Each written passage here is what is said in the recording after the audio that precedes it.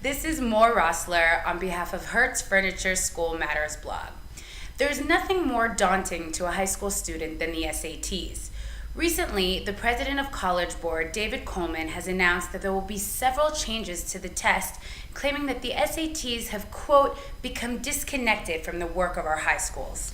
Some of the significant changes are in the vocabulary section. They will be testing commonly used words in colleges as opposed to obscure words. In the math section, it won't be scattered mathematical topics, but more focused on linear equations, functions, and proportional thinking. There'll be an evidence-based reading section and an optional essay. There are many more changes which you can find in the link below, but these are of the significant changes trying to focus the test more to what we're learning in our schools.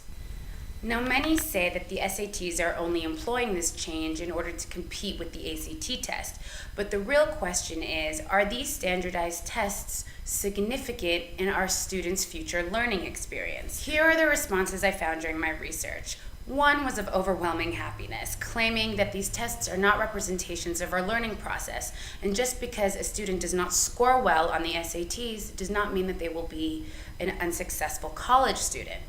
On the other hand, some fear that by dumbing down the test, we're essentially meeting the students where they are instead of motivating them to push forward. As an educator, it's hard for me to reconcile educating our students in order to pass a test, especially since there's conflicting research on whether or not these standardized tests actually predict academic achievement, not to mention that the SATs have made changes in the test before. So I ask you, what are your thoughts on the new SATs or these forms of standardized testing in general?